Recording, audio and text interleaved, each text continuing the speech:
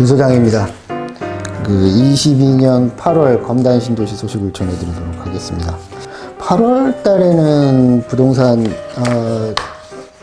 빅 이벤트가 있었습니다. 우리 윤석열 정부 취임 100일에 맞춰가지고 8.16 부동산 대책을 발표를 했고요. 국장인 전 제주도지사 원희룡 씨인가요? 그분이 발표를 했는데, 주요 내용은 이렇습니다. 향후에 270만 호 5년간 공급한다. 이렇게 얘기를 했고, 또 서울 재건축, 또 일기 신도시에 대한 재건축, 이건 논란의 여지가 많은데, 일기 신도시에 대한 재건축 부분은 아마 수요 공급 문제 때문에 많이 빠진 것 같아요. 제가 예상하기에는. 근데 이제 그거에 대한 반발이 일산이나 분당이나 이쪽 또 중동, 평촌, 3번 이 일기 신도시에 해당되는 그런 지역에서는 반발이 심할 걸로 예상이 됩니다. 어쨌건 우선순위를 두자면, 우리가 1980년대에 목동이 개발됐죠. 상계동 노원구도 개발이 됐고, 근데 이제, 그 이후에 90년대 초반에 90년인가요? 분당의 시범단지가 그때 입주를 시작한 걸로 제가 알고 있는데, 91년도인가요? 네, 그때쯤에. 목동이나 상계동에 비하면 일기 신도시는 뒤에 이제 개발이 된 그런 상황인데, 우선순위를 두자면 목동이나 상계동이 먼저가 되겠죠. 그리고 일기 신도시는 차후에 되는데, 이 재건축 문제는 굉장히 문제가 굉장히 심각합니다. 우선은 분당이나 목동이나 이런데 5층짜리 아파트나 이런 거는 사업성 면에서 워낙 뛰어나니까 재건축 추진을 경기에 상관없이 할 수는 있지만, 거기도 3종 주택 지역은 29층까지 올라간 데도 있고 한데, 그거를 재건축한다, 헐고한다, 이거는 굉장히 심오한, 또 사업성으로는 강남만큼 사업성이 나오지 않으면 추진이 되기가 쉽지가 않죠. 바라는 거하고 현실하고는 좀 많이 다릅니다. 그래서 제가 보기에도 일기 신도시는 어마어마한 시간이 좀 지난 다음에 차후의 문제고, 우선은 서울 시내 공급이 없기 때문에 땅이 없어서 목동이나 상계동 부분은 재건축이라든지 개발이 이제 좀 먼저 이루어지지 않을까 이렇게 예상을 합니다. 어쨌건 8.16 부동산 대책에서 발표되고 나서 국장이 어마어마하게 호되게 질책을 받았어요. 대통령은 다 한다고, 입으로 재건축을 하는 건 아니고요. 다 된다고 얘기를 했는데, 그래서 표를 줬는데, 개발 계획에서 빠져버렸다. 문제가 좀 약간 심각해질 문제가 있습니다. 그리고 3기 신도시 5년간 270만 원을 공급한다고 했는데, 이미 3기 신도시는 전년도까지 추가적으로 해서 신도시 발표는 다 있었습니다. 우리 2기 신도시 맨 마지막인 검단 신도시 분양할 때, 우미린 분양하고 당첨자들이 계약서 쓰는 날 3기 신도시 계양 테크노밸리하고 대장지구가 발표가 됐어요. 그래서 우미린 같은 경우는 한 미계약분이 한 500몇 개가 나와서 우리 검단 신도시 7만 5천 세대 중에 7만 4천 세대 중에 제일 3만 4천 세대 1단계 지역에 제일 입지가 좋은 우미린이 500몇 개가 미계약이 나왔단 말이죠. 그분들 굉장히 후회하고 있을 건데, 아직까지도 대장지구나 계양 테크노밸리 지금 3년이 지났죠. 추진이 되고 이렇게 되는 거 없습니다. 우선은 토지 수용 문제에 대해서 이런 보상금이 나가고 했다고 해도 결국에는 뭐 재판 걸리고 뭐하고 그러고 진전되고 뭐하고 그러면 한 10년 이상 걸립니다. 본 청약을 할 때까지, 본 분양이 들어갈 때까지. 지금은 이상하게 사전 청약이라는 거를 막 이제 없다는 얘기예요. 그 기간 동안 공급이 없다는 얘기니까 뭐 정부에서는 맨 나오는 것마다 맨 사전 청약 하는데, 이 본 청약까지, 본 분양까지 가서 할 때까지는, 3기 신도시는 아마 제가 보기에도 5년 이후, 저 윤석열 정부 이후가 되지 않을까 싶어요. 본 분양에 들어가려면. 그렇게 예상을 하는데, 막 정부에서는 막 금방 분양할 것처럼, 얘기를 합니다. 국토부 장관도 이분이 내가 알기로는 뭐 검찰 출신에다가 뭐 제주도지사였던 분이었잖아요. 변호사 하면서. 이분 뭐 그 개발에 대한, 국토부 개발에 대한 거를 뭐 얼마나 공부했는지 공부하고, 전문가는 아니잖아요. 근데 좀 뭔가 세심하게 이렇게 좀 다듬고, 또 일기 신도시 중에서도 빨리 되는 데가 있고 늦게 순차적으로 되지 한꺼번에 다 이렇게 개발을 할 수 있는 문제가 아니잖아요. 그 어마어마한 그 아파트를 부시고 또 거기다가 새로 짓는 기간까지 한 5년 이상 걸리는 문제고, 어마어마한 자금이 들어가는 문제고, 또 그 문제가 또 우리나라의 전세 시장이라든지 전월세 시장, 매매 시장을 또 뒤흔들 만한 그 메가톤급 폭탄이기 때문에 순차적으로 조금씩 하지 않을까 저는 예상을 하는데, 그 먼저가 순서는 목동하고 상계동이 되지 않을까 싶습니다. 일기 신도시보다도.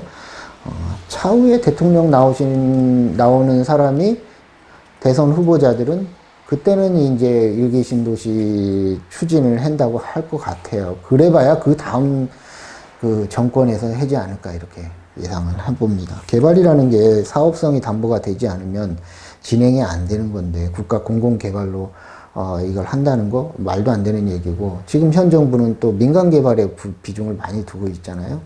그런 면에서는 실현 가능성이 극히 미약하다. 조금 있다가 아니고 아주 미약하다. 그거에 국민들은 또 목을 매는데, 또 지금 상황에서는 지금 금리가 오르면서 사실은 마지막 신도시인 우리 검단 신도시의 분양가 상한제 지역에서 저렴하게 공급되는 아파트를 노려야 되는데, 일반 무주택자들은 또 이럴 때는 또 사기가 쉽지가 않아요. 또 기존 주택을 사라는 게 아니고, 매수를 해더라도 우리 검단 신도시처럼 택지개발지구 내에 분양가 상한제 지역이면 쌀 겁니다. 이거보다 싼 아파트는 없어요, 신도시에. 싸니까 많이 오르죠, 대규모 개발에서. 항상 하는 얘기죠. 그래서 제가 2년 전, 3년 전에도 분명히 이렇게 호황기가 있지만 나중에는 경기의 흐름이라는 게 불황이 올 거다. 그래서 신도시 이 아파트를 해놓으면 적게 떨어지고 오를 때 빨리 오른다. 이런 말씀을 제가 드린 적이 있습니다. 계속해서 드리고 있고요. 그래서 816 부동산 대책은 정부에서도 크게 그 큰 비중을 주지 않고 그냥 설익은 거 그냥 모아가지고 상부 기관에서 검열 받듯이 이럴 때 그냥 대충 해가지고 이렇게 발표한 것 같아요. 왜 그러냐면은 집값이 오름세가 가파르게 오르던 게 이제 꺾였기 때문에, 금리로 인해서 집값하고 전세값을 잡았다고 얘기할 수도 있습니다. 지금 현 정부가. 그거는 뭐 경기라는 게 과거에서부터 이어져 오면서 순환되면서 나타나는 현상이지, 어느 한 뭐 임팩트 가지고 된 건 아니고, 잡힐 때가 된 거죠. 본인들의 의지하고 관계없이. 그러니까 공급 대책이라든지 이런 데에 큰 비중을 두지 않고 그냥 소리 몇 개 모아가지고 옛날에 했던 거 그냥 재탕해가지고 발표한 것 같아요. 지금은 그 집값의 상승을 걱정하는 타이밍이 아니고, 집값의 폭락, 기존 뭐 택지개발지구나 이런 데보다는 구도심이라든지 재개발, 재건축했던 그런 부분들, 아파트들, 조그만 사업들 해서 했던 그런 아파트 경쟁력이 없기 때문에 폭락의 속도가 더 심각할 겁니다. 수치에 나타나지 않고 방송에 나오지도 않아요. 이미 방송에 나오는 거는 어디 뭐 지역, 소음돈이 뭐 이렇게 한두 건 거래된 게 뭐 폭락이라고 얘기하고 하는데, 그 지역은 워낙 탄탄하기 때문에 적게 하락을 하고 나중에 오를 땐 또 빨리 오른다. 이렇게 말씀을 드릴 수가 있습니다. 다음에는 이제 대출에 대해서 말씀을 드리겠습니다. 검단, 우리 입주를 하고 있는데, 이제 입주하시는 분들이 대출을 나오는데, 보통 금리가 한 5%대 정도 나오는 것 같아요. 그리고 기존에 작년에 입주를 했던 그런 아파트들, 호반이라든지, 또 뭐 금호올림, 또 대우 프루지오 베뉴, 이 아파트들이 이제 1년이 지나면서 대출 이자가 이제 많이 높아졌죠. 그때는 2%대 후반, 3%대 초반에 받으신 분들이 이제 거의 5%대 받는 거니까 거의 2배 가까이 대출 이자가 상승했다고 말할 수도 있습니다. 그래서 이번에 대출에 대해서도 이번에 이제 그 8월 달에서부터는 이제 변화가 많이 있는데, 정부에서는 무주택자들은 지원을 많이 해주려고 합니다. 특히 기존 뭐 유주택에서 무주택자보다는 이제 처음 진입하는 생애 최초로 받는 그 무주택자들은 그 담보 비율에서 LTV가 80%까지 확대를 해준다. 생애 최초는 보통 우리가 LTV가 뭐 40%죠. 우리 검단신도시는 투기과열지구로 지정이 돼 있기 때문에 80%인데, 그렇게 되고, 대출 한도도 4억에서 6억 정도로 상향을 해주고, 그 다음에 저번에도 말씀을 드렸는데, 이제 8월부터 완화되는 대출 규제 중에 우리가 이제, 주담대를 받게 되면 6개월 기존 주택 처분 기간이 2년으로 완화됩니다. 그리고 신규 주택은 전입의 의무가 폐지가 됐고요. 다음은 이제 우리가 기존 주택, 우리 보유자는 이제 급하게 생활안정자금 주택 주담대대로 받을 경우 1억 정도를 받았는데, 8월서부터는 이제 1억이 2억으로 늘어났습니다. 그리고 또 긴급 생계용 받는 주담대 역시 한도가 생활자금이 1억에서 1억 5천으로 확대가 됐고, 그 다음에는 기존 주택 처분 의무 예외가 이제 뭐 허용이 됐는데, 이제 예외 특례라고 그래요. 특별 예외로 이제 우리가 이제 기존 주택 2년 안에 처분하고 뭐 이런 게 있었는데, 불가피한 사유 때문에 이제 처분 못하는 상황들이 많이 발생이 될 겁니다. 왜 그러냐면 주택 이게 법 자체가 생긴 게 전 정권에서 아파트 가격이 폭등을 하니까 이제 사지 못하게 하는 그런 대비책으로 이렇게 제한사항을 많이 둔 건데, 이게 이제 주택시장이 동전의 양면 뒤집듯이 바뀐 상태에서는 이제 기존 주택들이 매매가 안 된단 말이에요. 심각하게 매매가 안 됩니다. 이분들을 뭐 본인들이 팔고 싶어도 안 팔리는 걸 어떻게 하냐. 그래서 정부에서는 곤란한 경우 금융사 여신금융위원회 뭐 승인 아래 처분기한 연장이 가능합니다. 이렇게 얘기를 했는데, 그래도 안 될 겁니다. 왜? 부동산의 특징, 동결 효과. 오를 때는 막 거품이 막 나서 오르는데, 폭락할 때는 아무도 거들떠오지를 않는단 말이에요.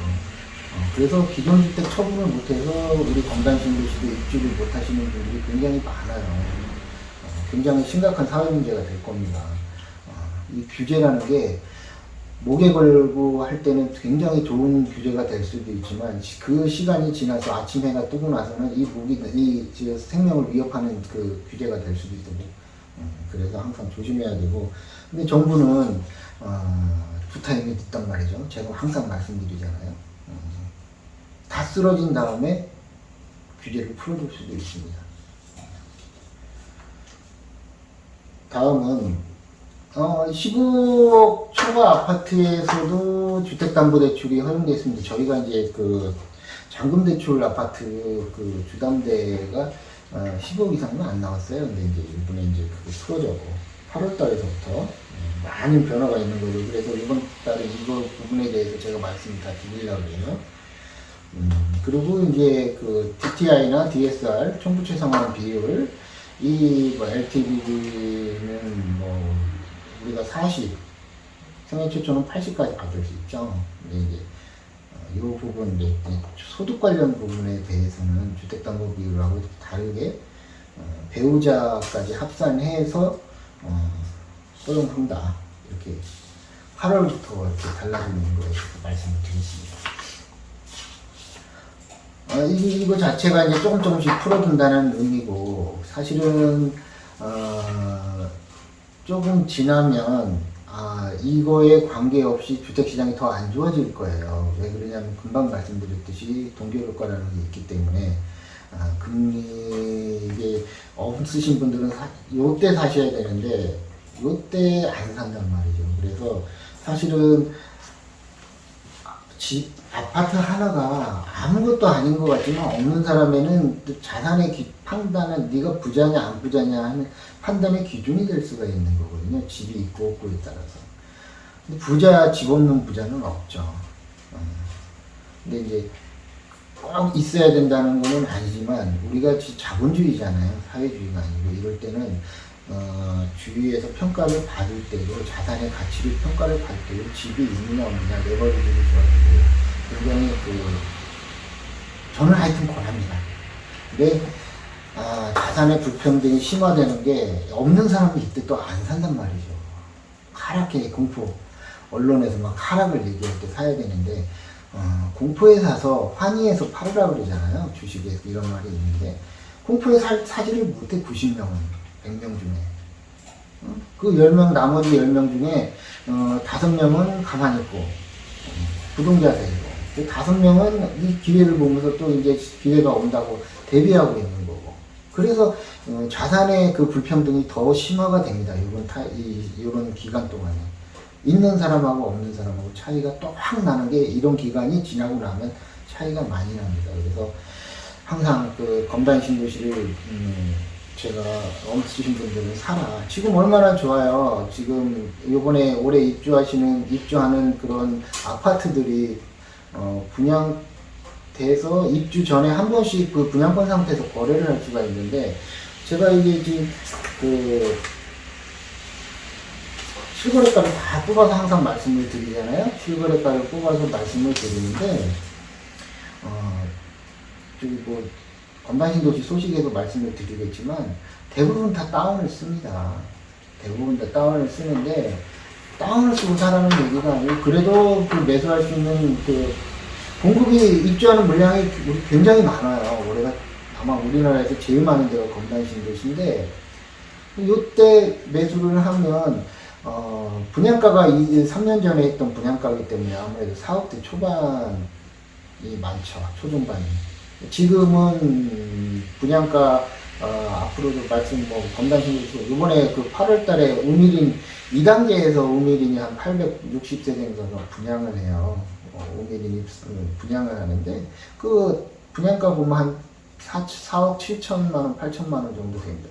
굉장히 싸게 나온 거예요, 이것도. 근데 갭을 보면 한 3, 4천만 원 정도가 나잖아요. 그러면은 제가 봤을 때는 한 7, 8천 정도 주고 지금 들어가는 아파트를 그 피를 주고라도 사서 들어가는 게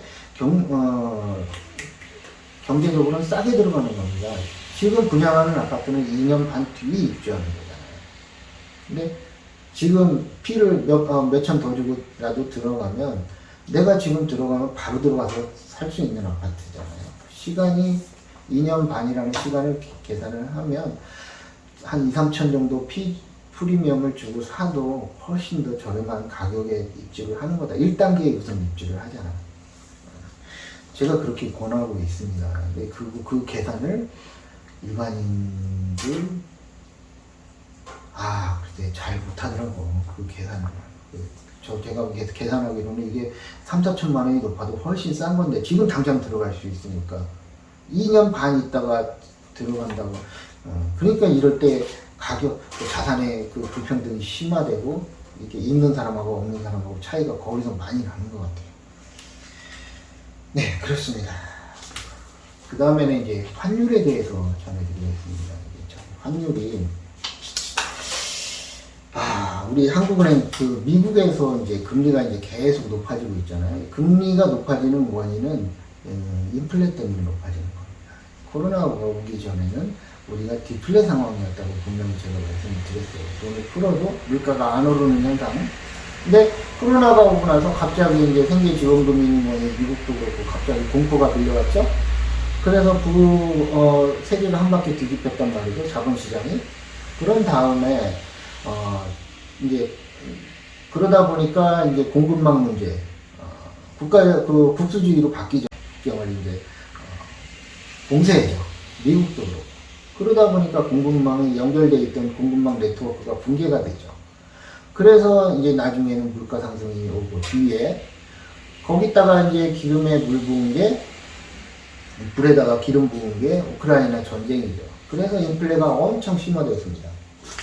그래서 미국이 금리 인상을 단행하는데 제로금리에서 빅스텝을 해서 뭐 0.5%, 0.7%, 0.5% 이렇게 계속해서 올라오는 상황이고 그 속도가 너무 빨라서 우리나라는 금리가 미국하고 금리가 역전된다 이런 그 염려를 하고 있는 상황이에요. 그래서 우리나라 한국은행이 이번에 또 0.25%를 해서 달달이 지금 0.25%씩 우리가 2.5%가 됐습니다. 기준금리가.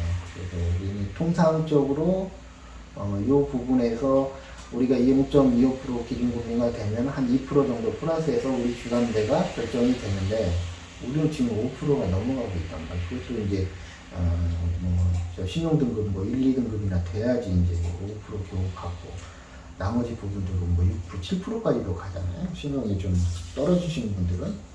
그런 상황인데 금방 말씀드렸듯이 이게 인플레 때문에 거기다가 전쟁 때문에 공급망 때문에 이렇게 금리가 가파르게 오르거든요. 근데 반대로 이제 이 공급망이 잡히고 원자재 값이라든지 이런 게 이제 잡히고 중국에서 이제 제대로 생산을 해서 공급망이 복원이 되고 이런 그 전쟁이 끝나고 여기를 가정을 했을 때는 이제 금리 상승의 명분이 없어지잖아요, 또. 그러면은 그때는 이제 보합세로 가거나 좀 또 눈치 보고 조금씩 내려가겠죠. 성장을 해야 되니까. 그런 상황에 대한 대비를 좀 하셔야지. 지금 금리가 막 오른다고 지금 현재 상황에 대해서 너무 공포심을 가질 필요는 없다. 이미 한 4월, 3월 전쟁 이후에 갑자기 공포가 이제 조금 사그러드는 그런 분위기다. 그런 말씀을 드리고 싶습니다. 대출 규제에 대해서 말씀을 드렸는데, 대출 금리에 대해서 말씀을 드렸는데, 우리 시중은행들이 제가 1월달 작년 말서부터 그랬어요. 저축은행 그 사채를 하고 있다. 사채를 하고 있다고 말씀드렸는데, 너무 심각합니다.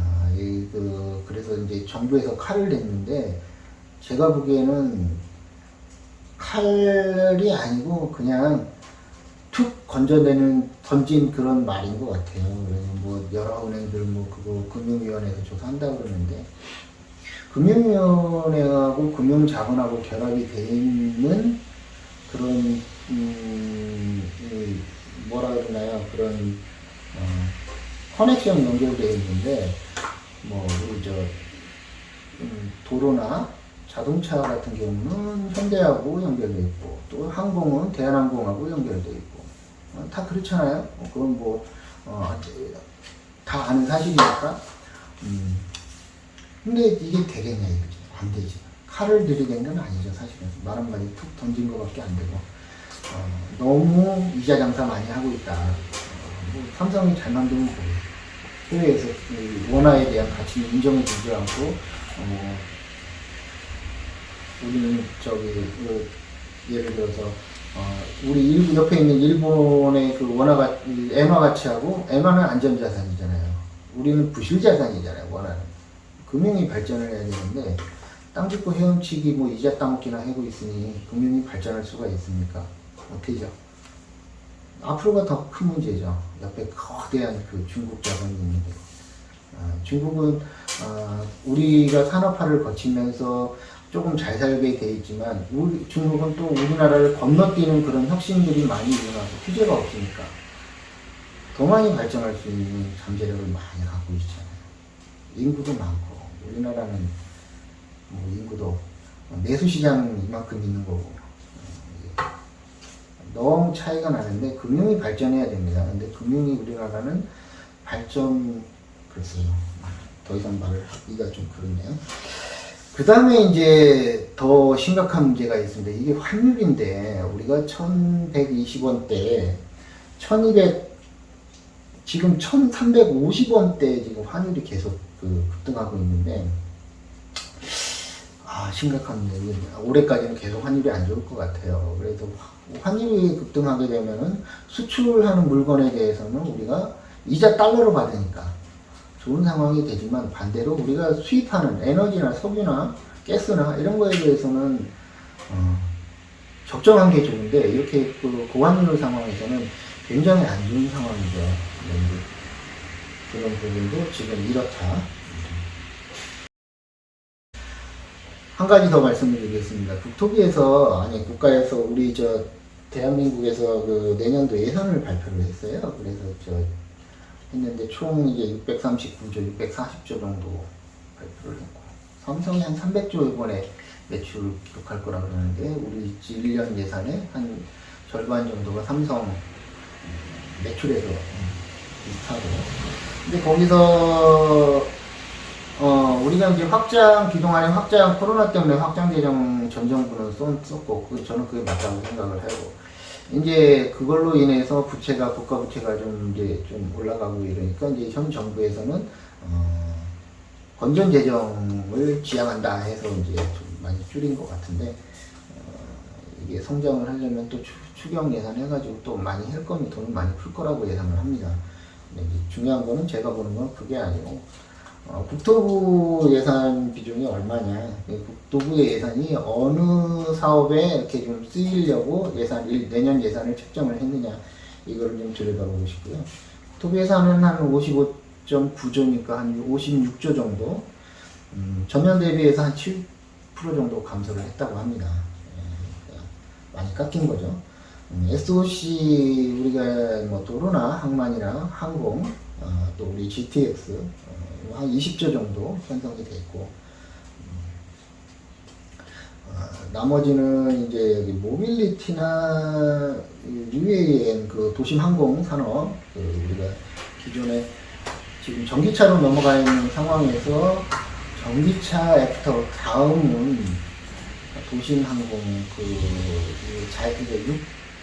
통신 환경이 우리가 5G 세대인데 이제 6G 세대 세대가 넘어가게 되면 자율주행이라든지 이런 게 이제 보편화되고 이러면서 이제 운전자 없이 운전하는 그런 세상이 오고, 현대도 이번에 뭐 자율주행 만두도 그렇고 개발이 다 돼 있는 건데 법률적 뒷받침이 안 돼서 못하고 또 통신 환경이 안 돼서 못한다고 합니다. 그런데 그게 이제 우리가 그 통신 환경이 5G에서 6G로 넘어가게 되면 그게 원활하게 이제 가동이 된다고 하는데, 보편적으로 그런 환경이 되면 제5원소에라는 영화에서 보면은 베란다로 들어가죠. UAM 택시, 항공 택시를 타고 와서 베란다 앞에 갖고 이제 들어가고 하는데, 그런 세상이 금방 올 것 같습니다. 그래서 우리 검단신도시 옆에는 김포공항이 있죠. 비행기가 뜨고 내리는 거 맨날 있는데 그게 있고, 또 영종도에는 공항이 있는데, 도심항공 이제 날아다니는 교통 택시들이 왔다 갔다 하면, 자율 택시들이 왔다 갔다 하면 거점마다 이제 그런 공항들이 많이 생기겠죠. 기술이 발달하면 뭐 옥상에도 생기고 중간중간에도 이제 우리 50층 이상 되는 부분 한 20층 정도, 25층 정도의 중간 피난 구역도 있잖아요. 그런 쪽으로라도 생길 수 있고, 여러 가지가 하여튼 공항이 많이 생길 거다. 생길 거고, 그쪽 부분에 대한 투자가 국가에서는 많이 일어날 것 같아요. 선제 투자를 하니까 한 10년 정도를 내다보고 하는 거니까. 그래서 제가 내려가 있는 화성에 거기도 국제공항 경기 남부 국제공항 예정지가 되고, 또 그 주변으로 공항 관련돼 있는 항공 관련돼 있는 이제 UAM 관련돼 있는 산업들이 그쪽으로 많이 들어올 것 같아요. 그러면 이제 영종도처럼 또 수원에 있는 공군 비행장 이전하면서 그거에 맞게끔 또 공항 자체가 주변 산업단지에 대한 세팅이 되지 않을까 싶습니다. 하여튼 그쪽은 앞으로 10년 내에 우리 수도권에서는 제일 빅 이벤트가 있는 지역이기 때문에 지역에 내려가 있는 거라 하여튼 그렇습니다. 그리고 요즘에는 이제 경기가 한 가지 더 말씀을 드리자면 요즘에 언론에 많이 등장하는 게 전세 사기예요. 근데 아파트라든지 주택, 부동산 경기가 호황일 때는 이게 수면 아래에 내려가 있다가 갑자기 이제 그 불황으로 전환되면서는 이런 사건들이 많이 일어납니다. 옛날에도 그랬어요. 그래서 천채, 이천채, 삼천채 가진 뭐 그런 빌라 이렇게 막 전세 그 사기하고 그러는데 되도록이면은 그래서 그런 거보다는 신도시 아파트 들어와 그런 거 하지 말고 싸다고 하지 말고 그래서 그런 말씀을 드리는 거고 물론 형편이야 어렵다고 말씀을 하시는데 신도시 아파트를 매수하시려고 하시는 분도 어려워요. 여유가 있어서 들어오시는 분은 없어요. 다 어려운 거는 똑같아. 누구는 그렇게 싸게 해가지고 그런 데 가갖고 전세 사기 당하는데 누구는 와갖고 건전하게 전세 살면서 또 신도시를 바라보고 분양 받아서 들어오고 이렇게 이 스텝 밟아갖고 오잖아요. 나중에는 많이 차이가 나죠. 자산도 많이 차이가 나고. 그렇습니다. 그 다음 소식은 이제 그 증여에 대한 부분, 이제 이 부동산 시장이 안 좋으면 뭐 가격이 뭐 3억이 폭락했다고 하는데 뒤집어서 가격을 그렇게 보면 거래 형태를 보면 증여를 하다 보니까 그렇게 되는데 증여를 하게 되면 이게 증여하기가 되게 좋은 찬스예요. 그래서 증여가 많이 일어납니다. 싸지니까. 싸졌다는 얘기는 또 시간이 지나면 오른다는 얘기잖아요. 그렇게 쌀 때 증여해 놓으면 주식이 쌀 때 회사도 주식을 태우잖아요. 사가지고. 주식의 가치를 높이는 방법이죠. 그렇습니다. 주택 구입은 공공 분양하는 지역에, 택지개발 지구에, 분양가 상한제 지역에 주택은 아무리 불황이라도 지금 청약을 해서 당첨을 받아서 구입을 해놔야 됩니다. 또 천지 차이가 납니다. 언제 사요? 못 사요.